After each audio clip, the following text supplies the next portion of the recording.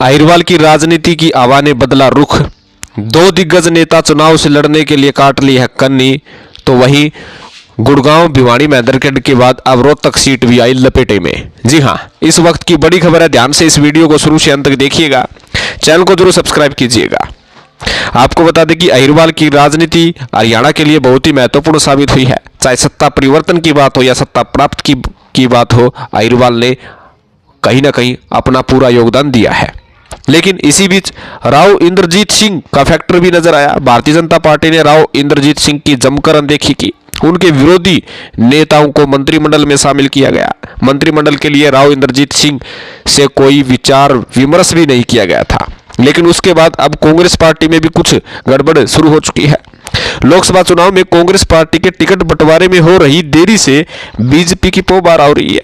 कांग्रेस के उम्मीदवार चुनावी मैदान छोड़कर भाग रहे हैं। 2 दिनों में तस्वीर बदली। पहले पूर्व विधायक एवं भिवानी मैदरगढ़ से लोकसभा की टिकट मांग रहे राव बहादुर सिंह टिकट बंटवारे से पहले ही जेजेपी में शामिल हो गए। चुनाव जीतना तो दूर, लेकिन भारतीय जनता पार्टी के उम्मीदवार को जरूर फायदा पहुंचा पाएंगे, क्योंकि एंटी बीजेपी वोट बैंक और यादव वोट बैंक को अपनी तरफ खींच लेंगे, जिससे नुकसान कांग्रेस को ही होना तय बताया जा रहा है। उसके बाद पूर्व मंत्री गुड़गांव लोकसभा सीट से कैप्टन अजय सिंह यादव भी चुनाव लड़ने से भाग गए हैं। उन्होंने कांग्रेस हाईकमान को लिखित में दे दिया है कि गुड़गांव लोकसभा सीट से वे चुनाव लड़ने वाले नहीं है। यानी लिखित में देना एक अलग ही प्रक्रिया है।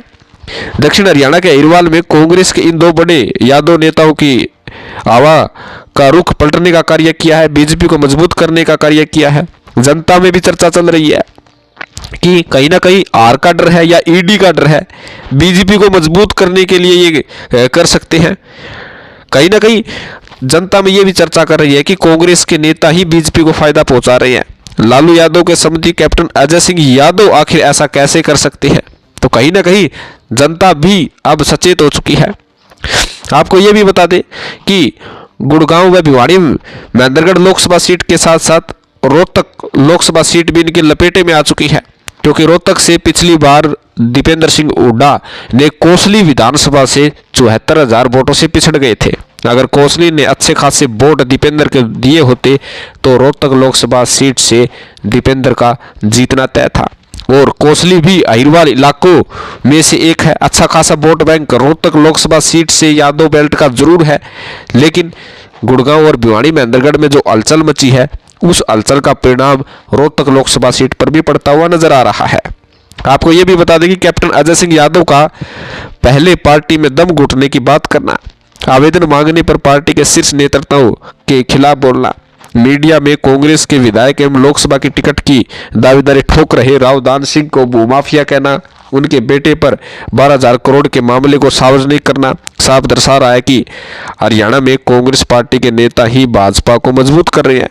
जनता में चर्चा है कि भाजपा के इशारे पर तो ये खेल नहीं हो रहा क्या? काफी प्रश्न उठ रहे हैं। दोनों कांग्रेसी नेताओं ने भारतीय जनता पार्टी की हवा बनाने में कोई कसर नहीं छोड़ी है। इसलिए राहुल गांधी भी यह तमाशा देखकर याद कर रहे हैं कि हमें तो अपनों ने लूटा, गैरों में का दम था, हमारी किस्ती वहां डूबी जहां पानी कम था।